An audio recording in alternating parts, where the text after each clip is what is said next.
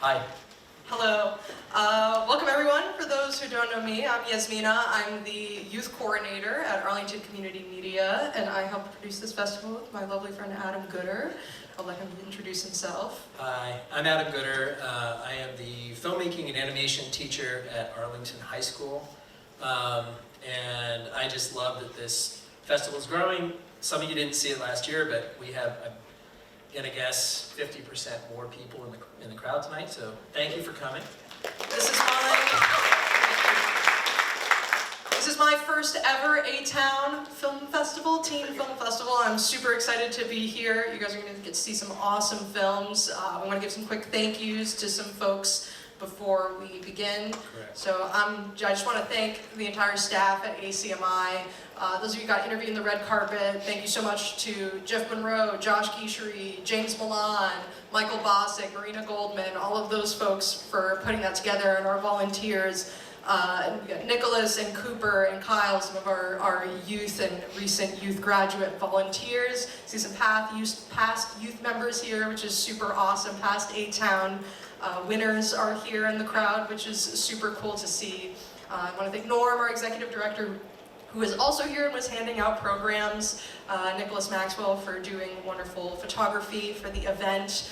And yeah, thank you so much to everyone at the Regent who made this happen, to Leland, to Jules, to Ben, and our technician, Ryan, who's a house technician and isn't here today. But thank you so much to all those people. Adam, you have some thank yous as well. I do. In addition to all those fine folks, I want to thank some of my colleagues at Arlington High School, in particular Leo Milner, our intrepid K-12 director, who supports our curriculum. This media arts curriculum has only been around in this form for 3 years, and it was his brainchild, along with some other folks at the school. He supports everything we do. I want to give a shout out to Cinzia Magano, our engineering teacher, and her student Eric Lindholm, who designed the 3D printed trophies that you're going to see later. We do have awards after this screening, and they're beautiful. Annie Ribola and her student Anthony Scairafa, who produced this year's poster. Judy Duffy, who made sure our international students could attend the festival. And students Noelle Chiappa Blanco and Cam Dority, who made our fest promo trailers that you probably saw when you were applying for the festival. Cam also edited the recap at the end, the Oscar-style recap, so you can remember what you're voting for. And I think that's it for me. Yeah, so just logistics. Once we get off this stage, the festival's going to play in its entirety. It's about 1 hour and 22 minutes, no intermission. Don't go anywhere when it's over, though. As Adam alluded to earlier, we are going to be voting on an audience favorite after the festival screening ends, and then we will be giving out awards. So all you filmmakers, don't go anywhere, because you may be receiving an award at the end of the festival. And we had a big jury of, I think, 8 individuals who decided on awards. So we have awards, best cinematography, best sound, best editing, so on and so forth. So a lot of filmmakers in this audience are going to be given awards tonight. And once we give the award, you're going to stay up on stage so that we can get a big group shot of everybody. But we'll do that as soon as we've given you enough time to vote on your audience favorite. All right, so I guess without further ado, the 2026 A-Town Teen Film Festival, everybody. Thank you.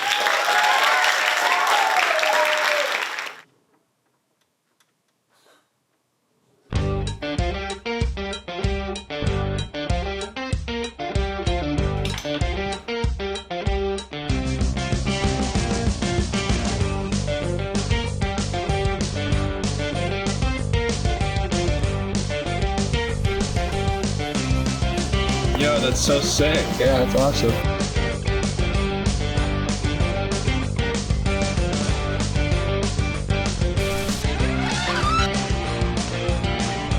Guess I'll see you guys tomorrow.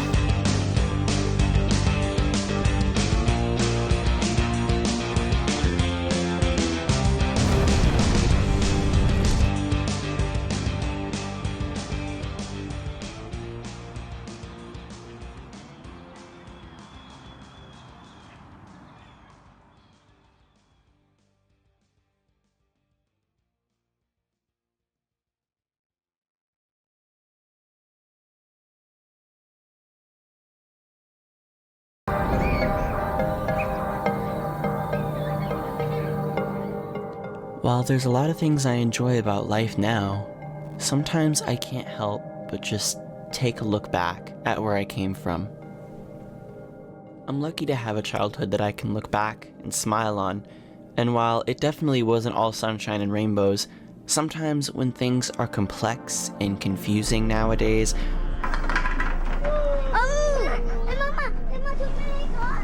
I wish I could go back to a time when everything was simpler, when nothing was as serious, and when I was more naive.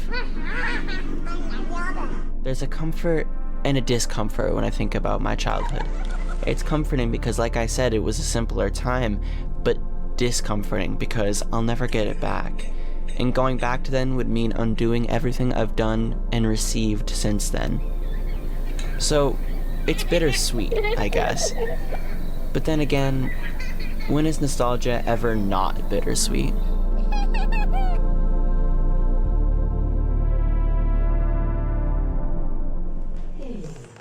It's now morning. It's now morning. This time I woke up at perfect timing. You did. No. Gonna make pancakes for my boys. Eating pancakes.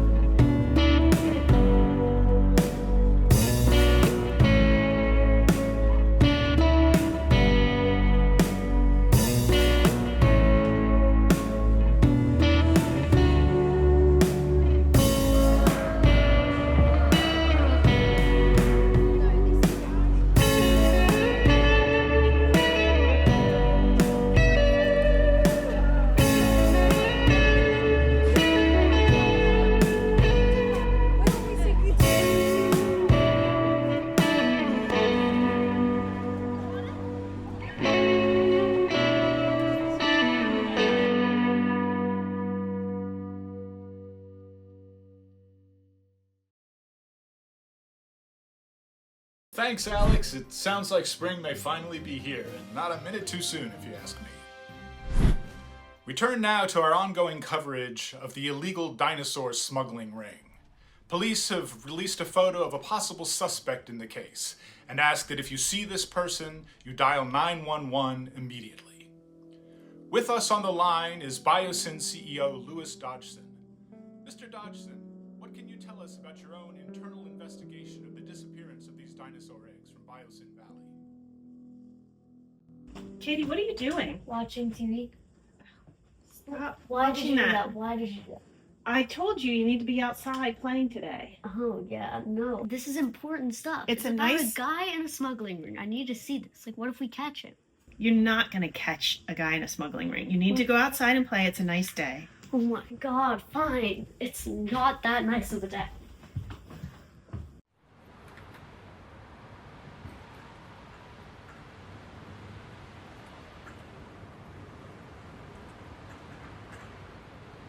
Yes, Dodgson, it's me. I've secured the asset. Yes. The other two were damaged during transportation. Yep.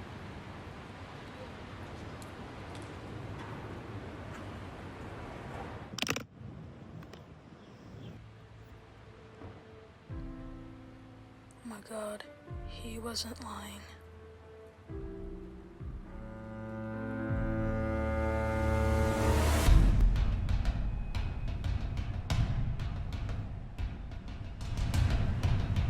Yes, Dodgson. The asset is secured. Everything is going to plan. Yes. It's intact. Yes. Everything's fine. Hey! Hey!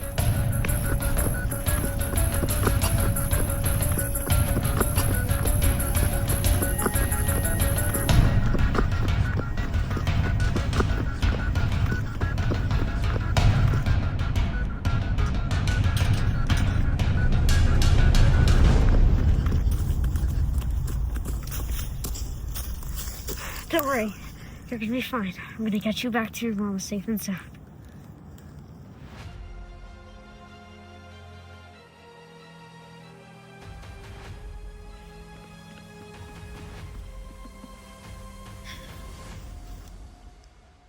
Come on, where could she be?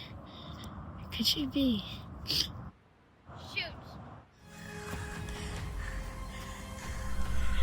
I've got you now.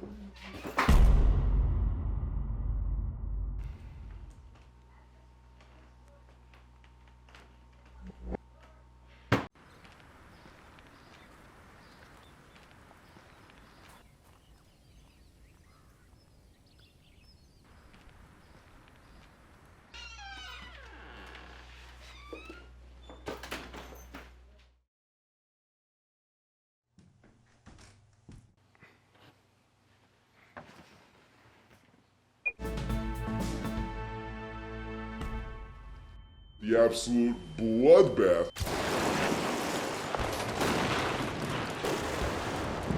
Mass destruction.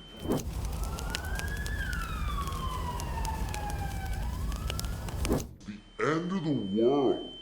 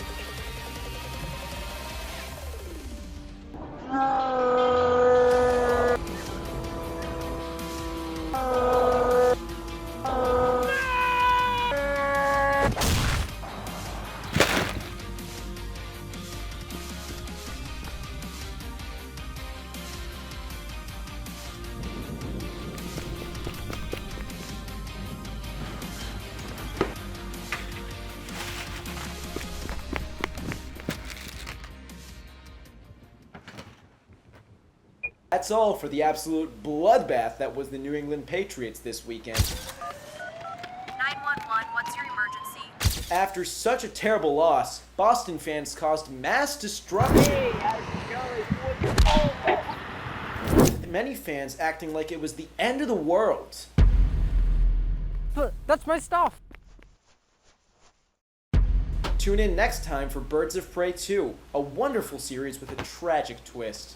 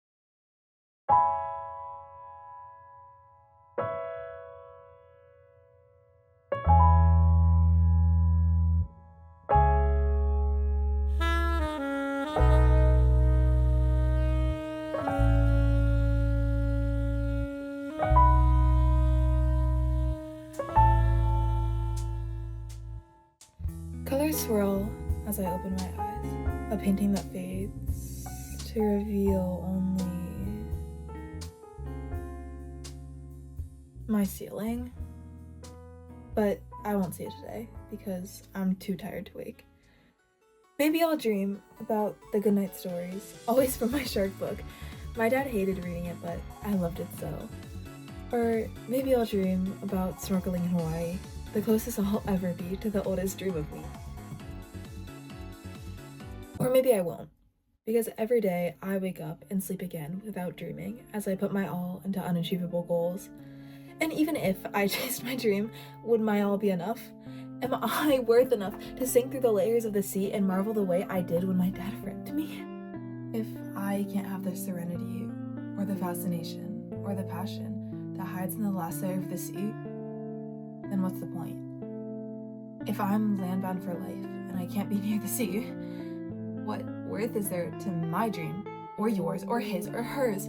Why spend the money to feel the chill of the ocean when you can just type in a few words and see yourself in the waves behind the screen? But if you give up, let yourself be comfortable in a life without a dream, then who are you? You haven't worked for anything, so can you love anything? Can you love someone else with a heart that bows for the other side? But if you love something enough, pour your effort into the depths of the sea, then you could dream in a world where dreams are scarce and sleepless nights.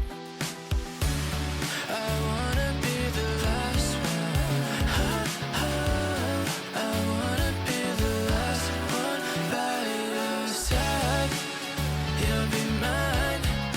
I just realized that you just hold me close and I just can't reply. You just take my breath away. Unlike you, I keep my promises. I think something that a lot of people my age struggle with is finding your self-worth in awards. But life isn't all about awards. Do something that you love, that you're passionate about, something that makes you feel fulfilled and that makes your life complete. So keep dreaming so that you can always come back to what you love.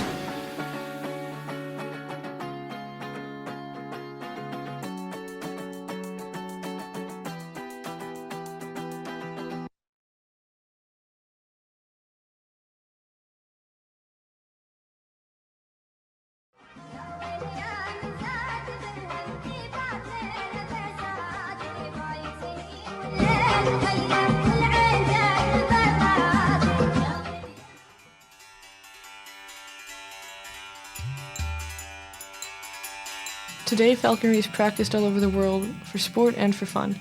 Despite the long-standing history we have with these birds, they have not been domesticated. The falcons used in falconry are still mostly caught from the wild, and even captive-bred ones are completely wild animals. Raptors are opportunistic hunters primarily driven by instinct. Every one of their features and adaptations is designed for hunting. They spend most of their day just sitting, waiting till they get hungry, waiting for an opportunity to catch their food. A falcon would much rather chase its prey with the chance of it escaping than take the food we give it. They have such strong hunting instincts they can't seem to control themselves. They'll fly off the glove still tethered, even when they know they can't move, they keep trying. When they spot something, nothing can interrupt them. No recall, no food, nothing short of pulling them out of the sky can stop the chase.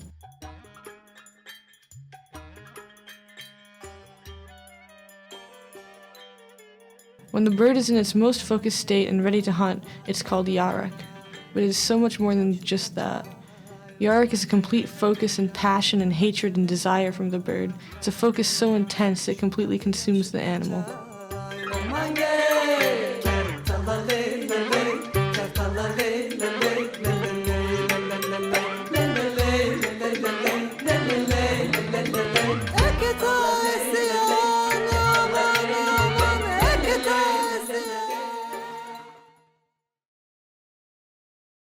The bird has no emotional attachment to the falconer. They'll only ever tolerate you.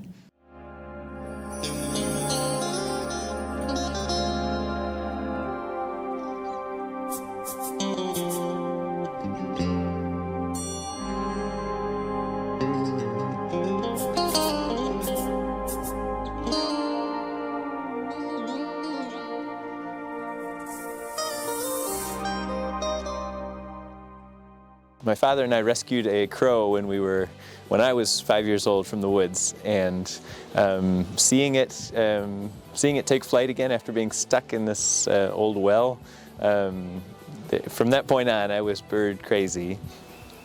I think I expected that the falconer, the person, was more in charge than it turns out to actually be. The falconer is very much trying to do what the wild bird wants him to do, and you really don't have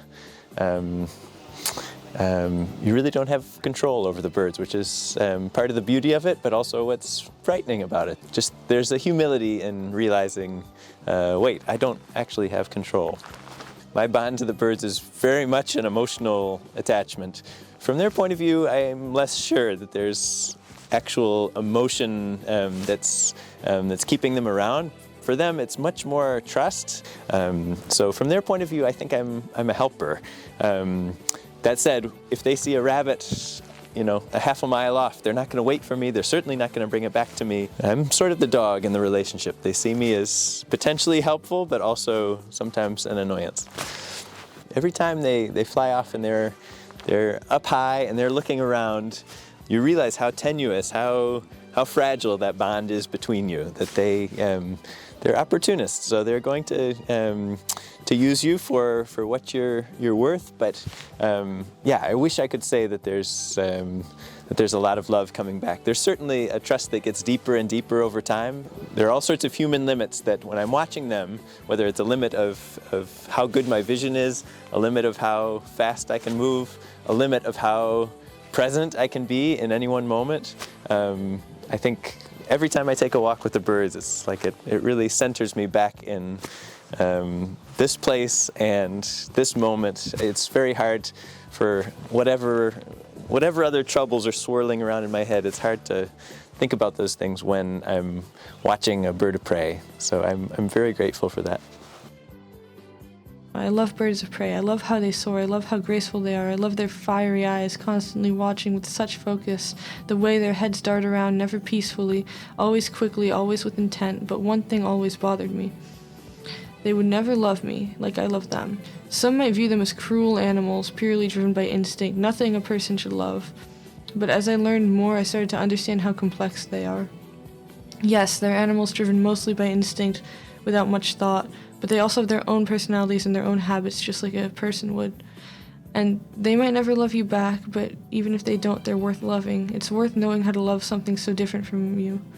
How to love something without asking for anything in return. How to love without agreeing. How to love when they simply can't understand. They can teach us so many things about the world and about ourselves, about our fears and worries and assumptions, because a falcon will never wait for you or understand a human perspective. It's the person's job to understand them, to let go of what we know, to let go of morality and ideals that we place on creatures that don't abide by the laws we make up for them. It's the falconer's job to let the bird be a bird and love it either way. So maybe sometimes it's worth loving something that will never love you back.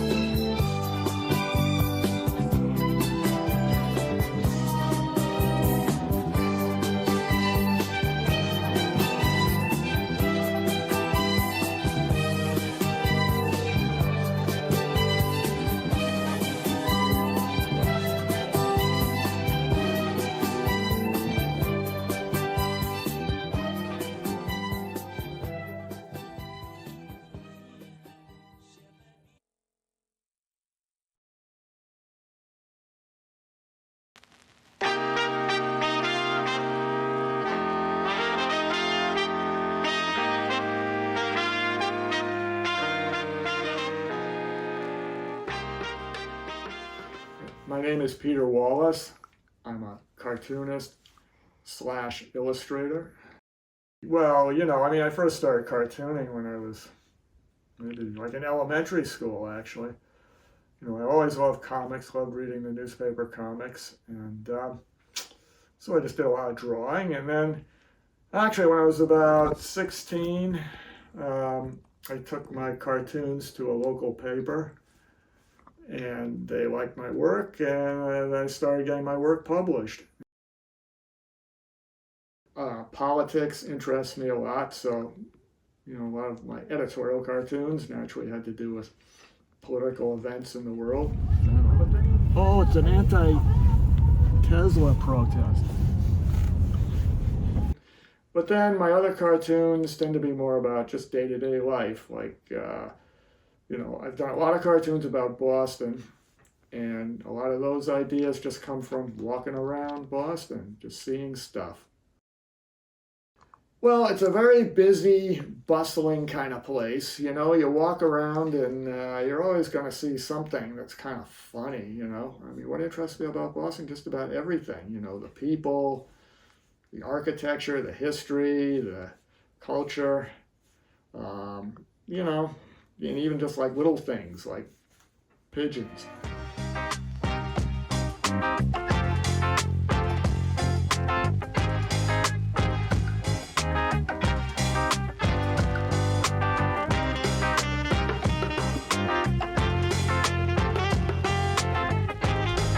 Oh, quick, there's a parking space.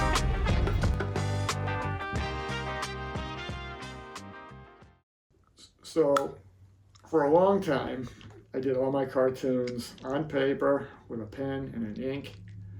And then eventually the day came when I really felt I needed to transition more to like doing some of the work anyway on a computer, which I was kind of reluctant to do because, I'm very old-fashioned in my outlook.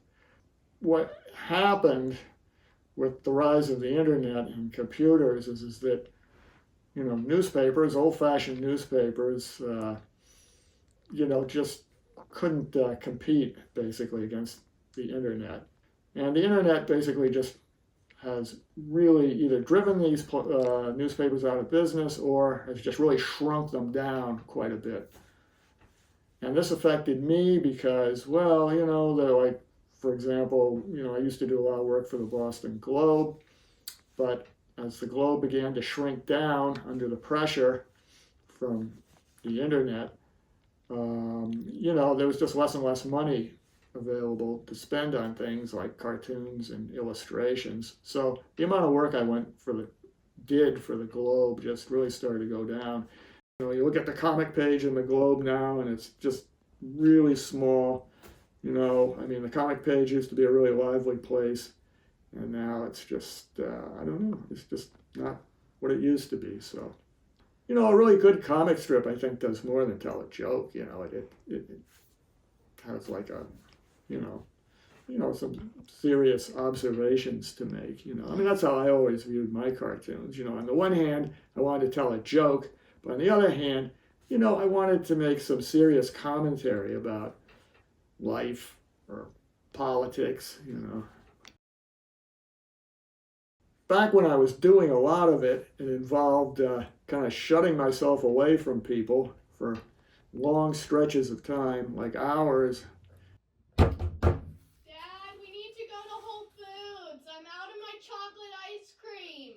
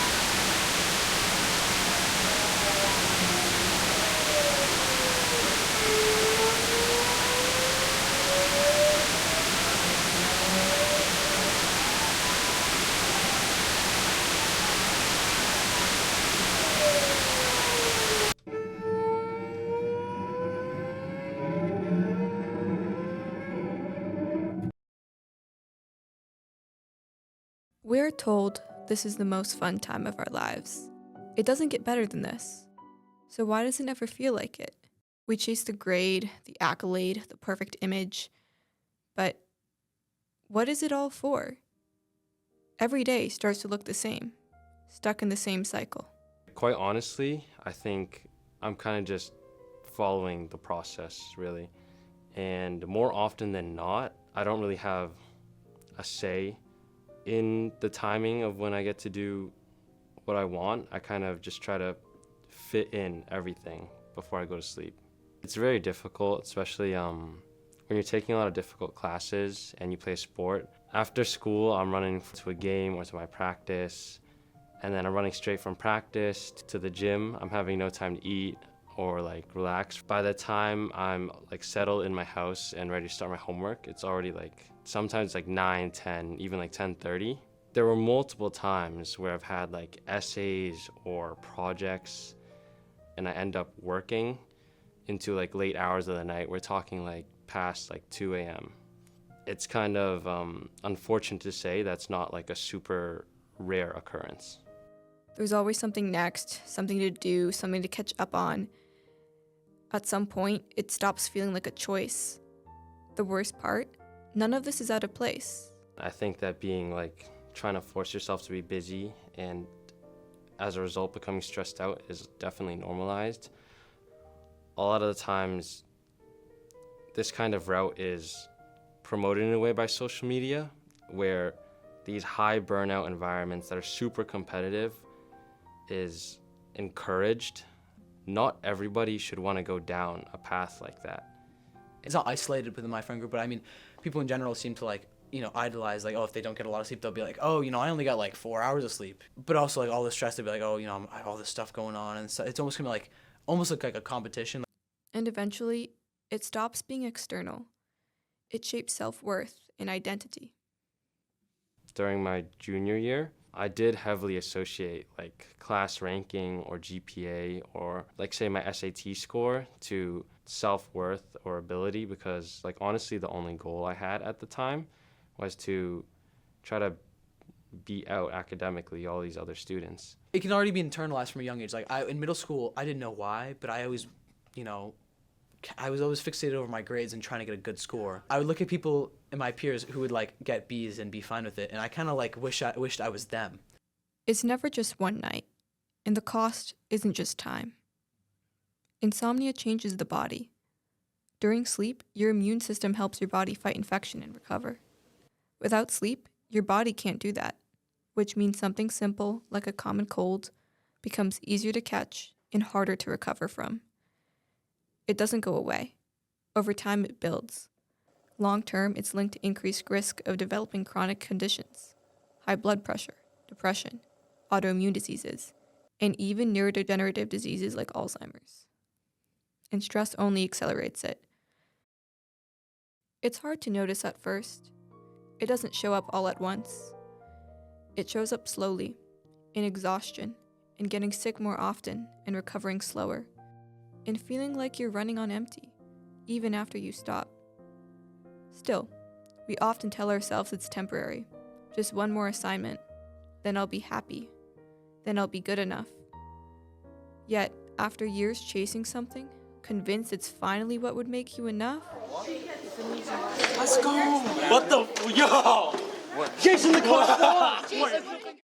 I wouldn't say I felt fulfilled, but at the same time, I don't think I would have had it any other way. I don't think fulfillment is really my main objective. I'd say I'm happy, but not like content. I think it's kind of more of like I'm going to continue this cycle in the future, even in university. and yet, when it's over, when you finally reach the goalpost moves. There's always more. More work, more pressure, more to prove. So, if it never really ends, the question remains, what is it all for?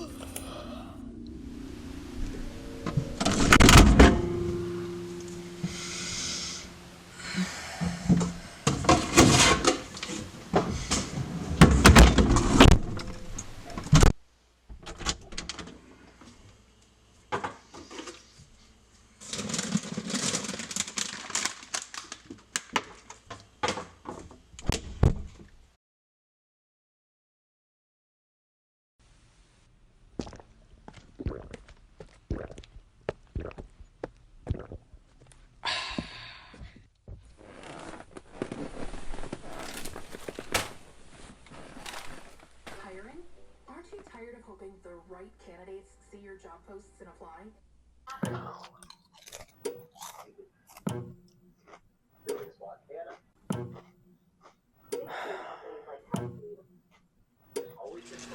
Now we have heard among some protests through images that have been posted on social media.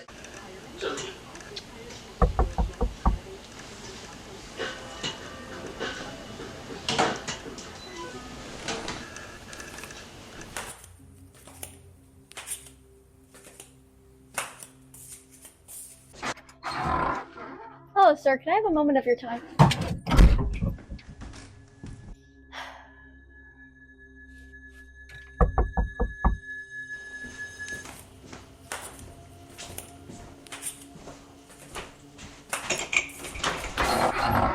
What?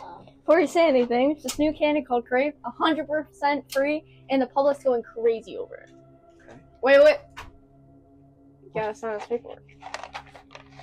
Sign there. Sign there. If you don't mind flipping the page, sign right there. Okay. Okay. There you go. Thanks. Thank you. What?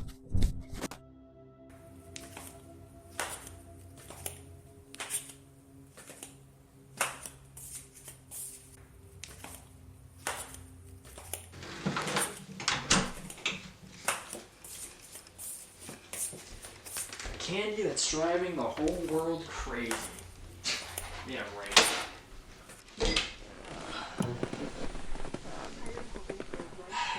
See your job posts and apply? Back here on Fox Weather Live, I'm meteorologist Jane Minari. We have a little snowflakes. You've been trying to chase the snow up there in the Great Lakes for the last few days, but Chicago obviously a big focus because there's...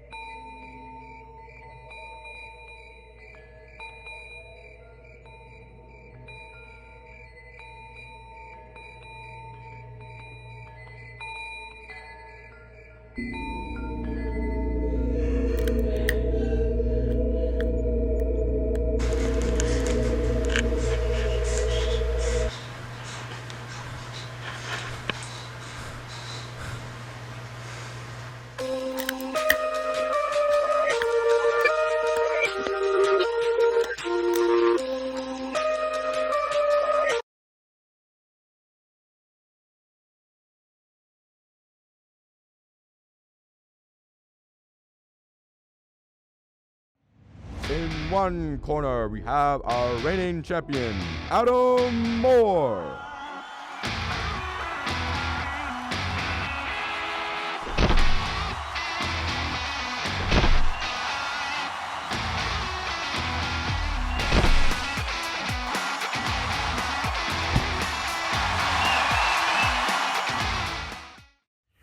And in the other corner, we have the up-and-coming boxing prodigy, Tony Lewis.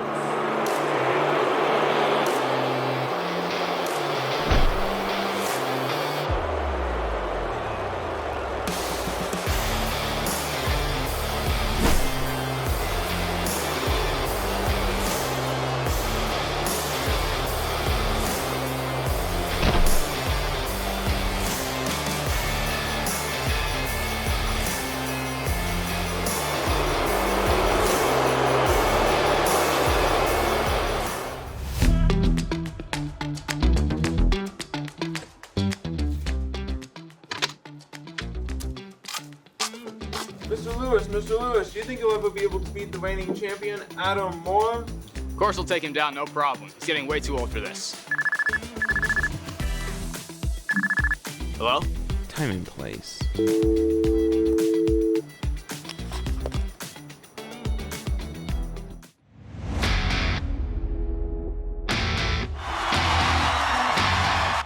You're going down.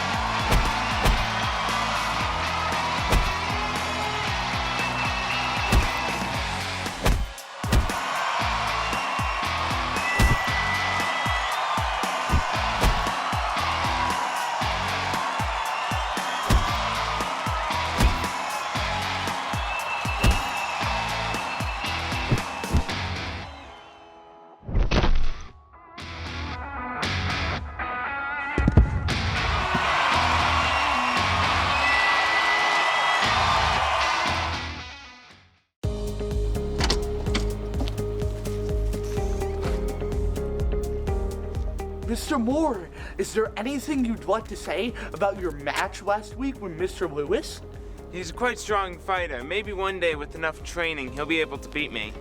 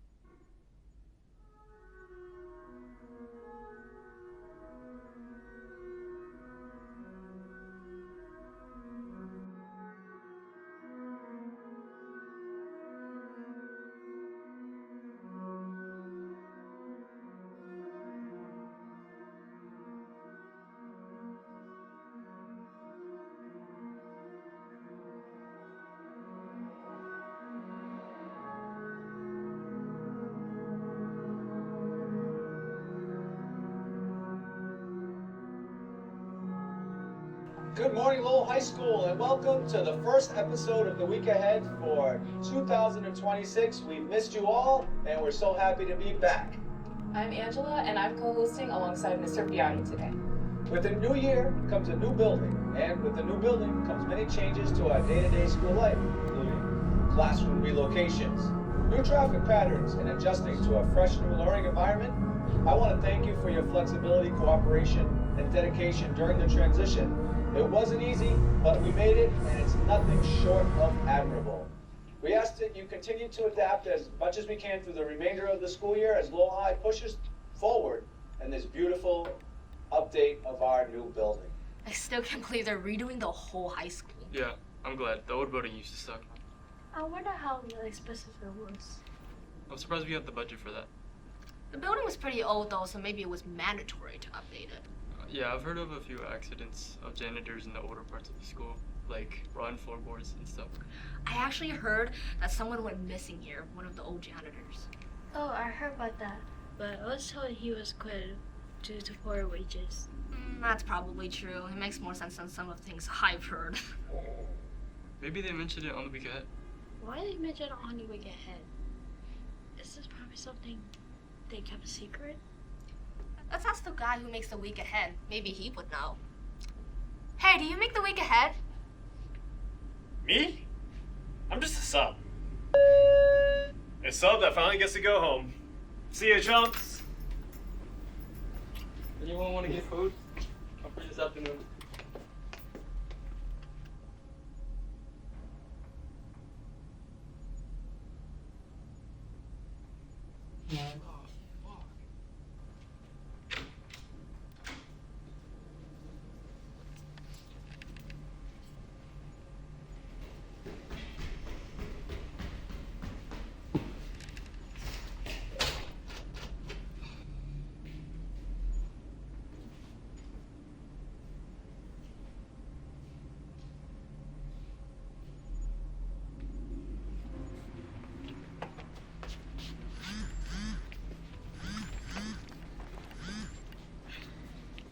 Hello? Hi. Sorry, I know it's late, but I'm still at school. What are you doing there at this hour? I fell asleep in class. You're such a handful, Miles. This is why you're failing your classes. Sorry, Mom. Mom, the doors are all locked. What kind of high school locks the doors from the inside? I'm sure you can find an exit. Figure it out. Alright, bye, Mom.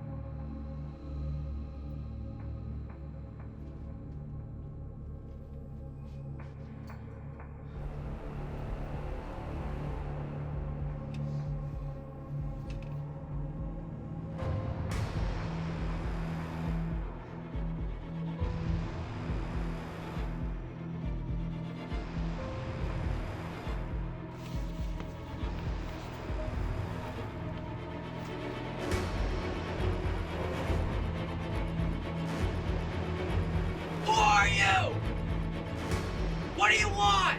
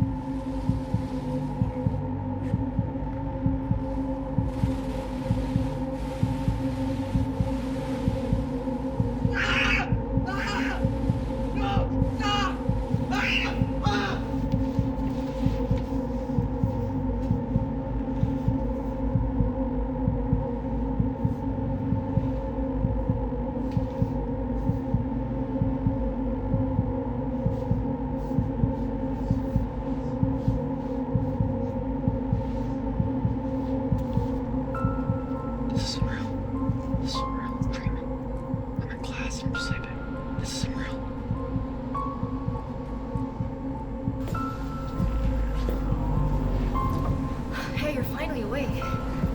School's over. We need to go.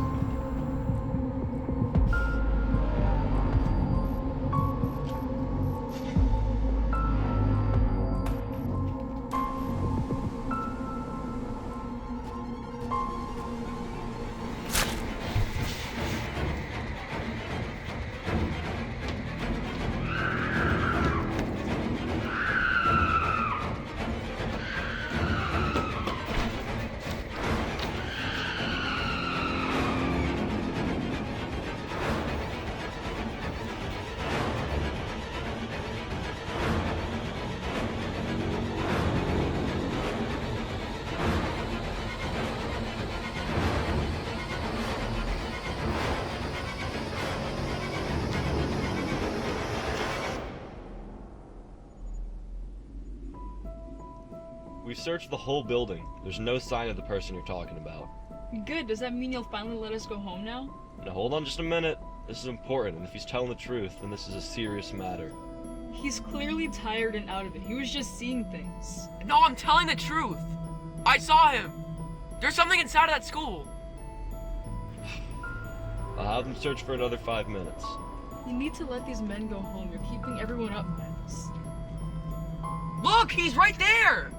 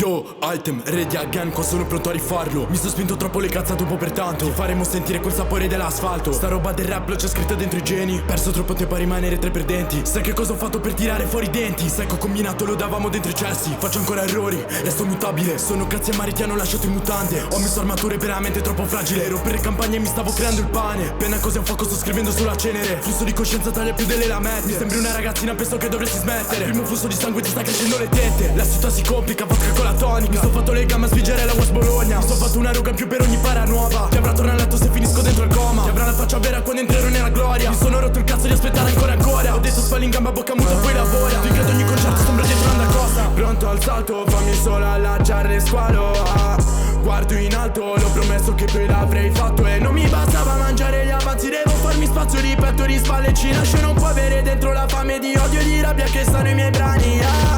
Cambio d'immagine, ero da solo sempre messo al margine. Questo mi ha dato la voglia di fare, di mangiare in faccia a certe persone. A cerca persone non sento pressione, tetri d'odio che tolgo dal sangue non è situazione. Parami dopo, sto cercando di diventare grande. Ho sempre nei sogni l'immagine. Cosa ci ha fatto fare il sistema? Una madre piange, un'altra che prega. Pezzi di cara ti danno la cena. Macchina corre veloce, no. Sta portando sorpresa, ok. Ho fumato troppo, non voce, no. Fottere è stato come un cinese. Cambiare sempre ma non cambia modo, abbiamo sbagliato anche noi purtroppo. Sto fumando nel porto, voglio soldi, non cazzate sul conto. Ho le iridi intrese di odio, per questo l'occhio mio sempre rosso. Non ho più voglia né tempo né luogo di tornare a tempo passato.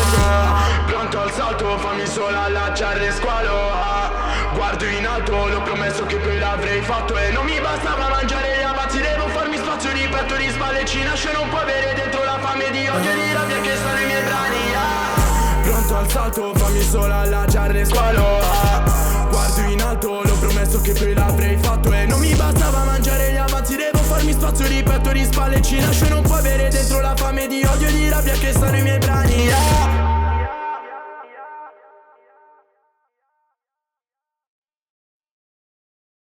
Un cammino in ricordo di un giovane sempre sorridente che ha smesso di essere tale la sera del 4 settembre 2024, quando, Fallussala, 16 anni, è stato accoltellato in via Piave a Bologna al culmine di una lite tra giovani. Te ne ho versato un goccio sull'asfalto. Un bacio a flow, so che voli in alto. Lei mi calmava, non è rimasto niente. È andata così però forse mi pento. E per mio freno sto sperando liberte. E per noi tutti spero arrivi di meglio. E forse è vero, no, che non sono più lo stesso. E non ci riconosceremo, no, no, no, no, no. Non è rimasto niente. Però forse mi pento. E sto sperando liberte.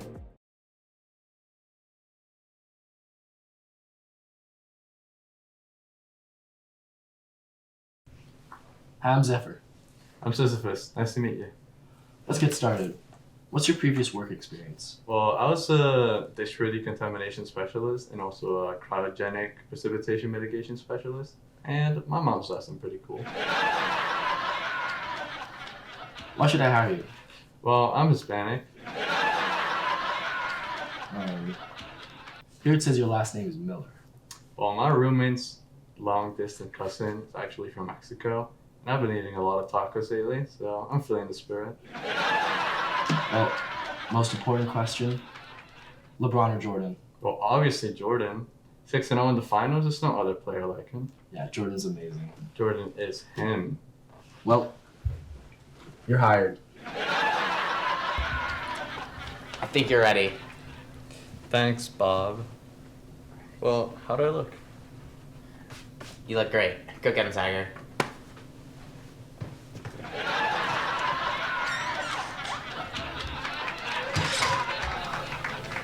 How long do you think before he notices? I mean, knowing him, he'll probably go into the interview like that. Forgot my... Thanks. A little longer than a few minutes later.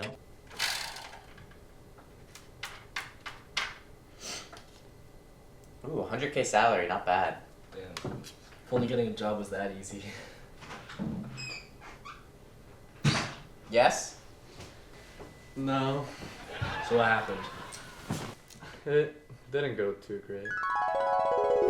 Well, it started off pretty well. After I told him I was Hispanic, he seemed pretty happy. Whoa. You didn't even question that? Shh, it's not important. Get out of my flashback. But he asked me some unexpected questions. How can you contribute to the community of this institution? Why us instead of the restaurant across the street? What major are you pursuing and why? Like, am I applying to college? And when he asked about who the real GOAT is, I could have lied. I could have had a 401k in dental, but I looked at him in the eye and said, well, Jordan. That was the last straw. Jordan? Jordan? Are you serious? Get the hell out of my restaurant.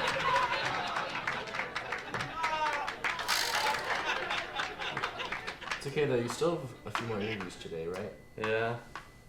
Cool, but lost track of time. I gotta go right now. Goodbye, buddy. 2 hours later.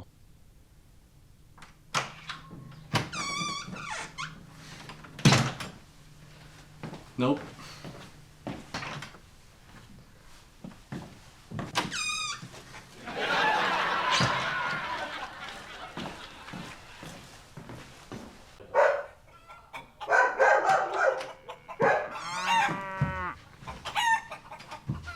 What happened? Don't ask. How do I get them to like me? I think it's time to show him. Are you sure? It's really dangerous. Yes. Alright, you've got to try this move. It always works for me. Alright. Oh, that definitely worked on me. My name's Olivia. Hey. Well, now thanks to you, I have a restraining order. See? I told you it was dangerous. 1 debt to society later. Nope. Nah.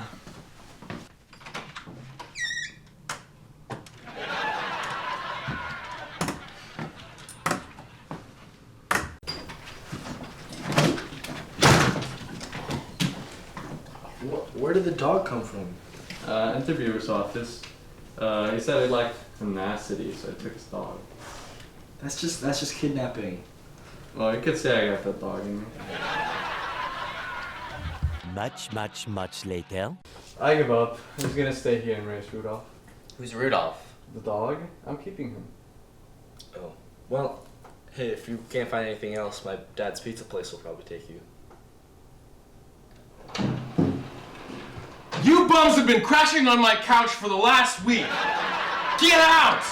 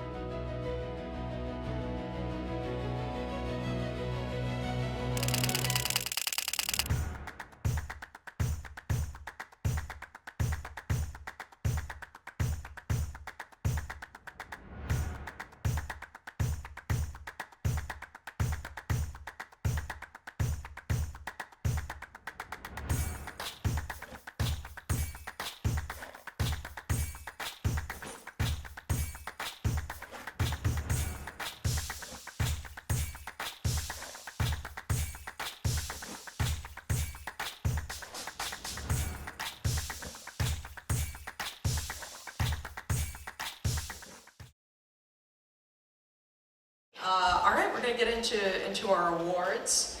So before we get into our awards, I want to thank the jury, comprised of Andy Takis, Paul Hackett, Stuart Rolk, Michael Bosick, Marina Goldman, Lua Piovano Marcotte, Adam Gooder, and yours truly, Yasmina Berlin, the 8 of us deliberated as a jury over these awards that you're about to receive. So without further ado, I think we can get into it. I just wanted to say that if you don't win an award, it's not a big deal. It was a competitive festival, and if your film was accepted into the festival, that's kind of an award in and of itself. And we really argued over which films should get the awards, and but we appreciated all of them. So let's start with the first award. So to begin, the first award we're going to be giving out today is for Best Sound. I'm going to ask when the filmmakers receive their awards if they could please move down the line and please stay up here until the end. And then we want to get a big group photo of everyone at the end. So please stay up here once you receive your award. Don't go back to your seat. And also, if you're the producer or director of the film, you're going to come up, but you can also bring your crew, actor, your sound designer, your editor, you know, whatever other crew members you brought with you who actually worked on the film. Whoever worked on the film. So we're going to start with the Best Sound category. So half of a film is sound, right? Every film we watched this evening had some sort of sound, whether it was dialogue, music, or sound effects. This category is for a film that went above and beyond in its sound design. I want to give a big congratulations to Attack of the Goo for Best Sound. I invite them to come up here.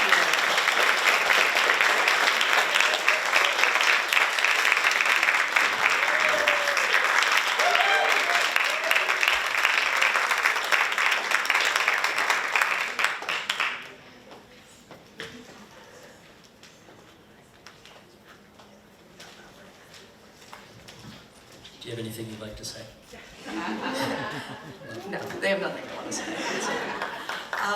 Our next award is going to be for Best Cinematography. So if half of a film is sound, then the other half is visuals. Cinematography is the art of composing and executing said visuals. This submission blew the jury away with its variety of exciting visuals. Big congratulations to Pronto for Best Cinematography.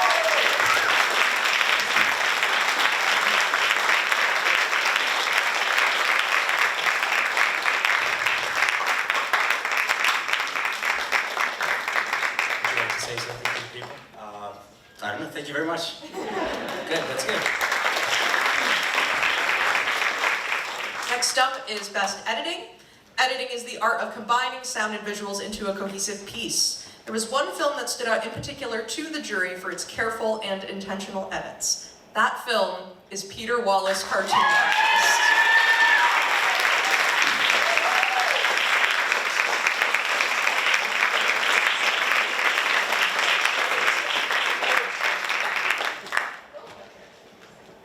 Leila, any words?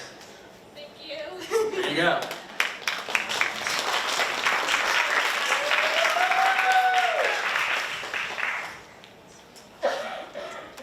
All right, so I'm going to present the next award, which is for Best Acting. Acting is the art that transforms someone from their regular selves into a character. This film impressed the jury with the caliber of acting from its young stars who were completely committed to their roles. Congratulations to Cretaceous World for Best Acting.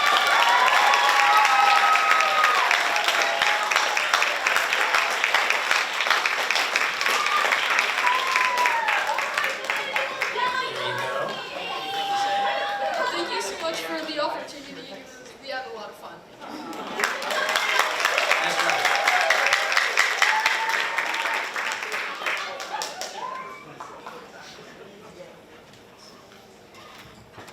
All right, so the next award, it sort of combines several different things. It's for Best Production Value. I really like this award because it kind of honors all the effort that you put into everything we see on the screen. How you find a location, use a location. It can involve costumes, it can also involve lighting. It's everything that's in front of the camera. And it's sort of an overall excellence award in all of those categories. The film that exemplifies Best Production Values is Forever in the Walls.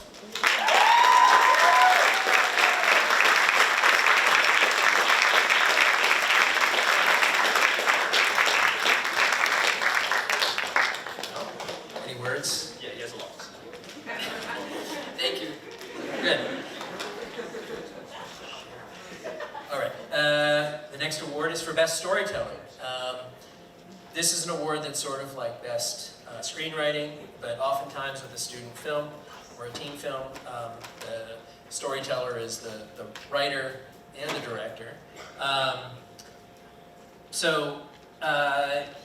We think conveying a story is an important part of filmmaking, maybe the most important part. They move us, stories can make us cry, they can make us laugh, they can make us think about the world differently. This year's winner moved the jury with its story and put us in the shoes of students in the film.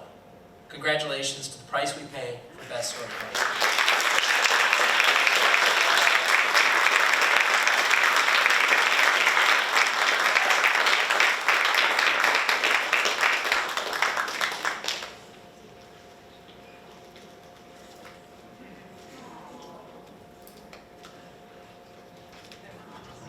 I don't know. Thank you. This is fun. There we go.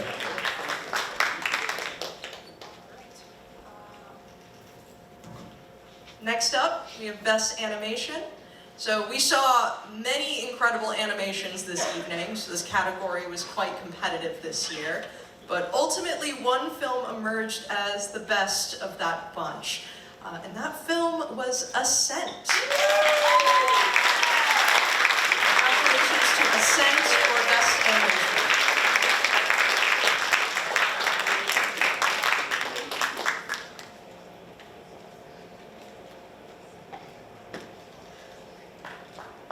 Thank you so much.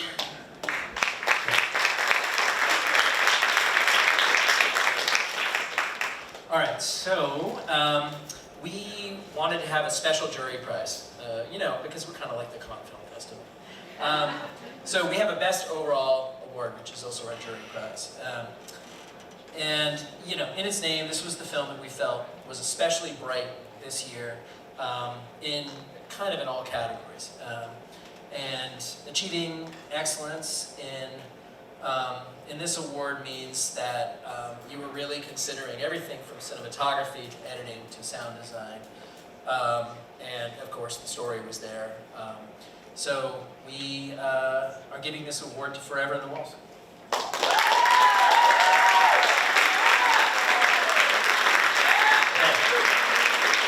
Your votes are in, and we have an audience favorite. We have a drum roll, please, for the audience favorite. The audience favorites this year, with I think by quite a bit of a majority. There was a few contenders, but it is going to ultimately go to Pronto.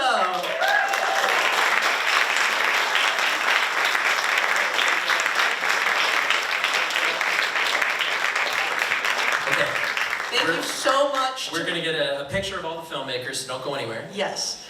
Thank you all so much for coming to the 2026 A-Town Teen Film Festival. This was such an honor to be able to put together and to see all of these budding filmmakers work on the big screen. Everybody that submitted this year, please continue making films. If you take nothing from this experience, keep making art, keep making films. It is the thing that makes us human. No one can take that away from you. If you are still a teen next year, a student in high school, please consider submitting your film next year. And I just wanted to give a special shout out to the parents, siblings, and friends who showed up here tonight because we know that you deeply support your filmmakers, and without you buying pizza, driving them around, right, allowing them to make films instead of doing their other homework, you know, those kinds of things. Your support is genuinely important, so thank you.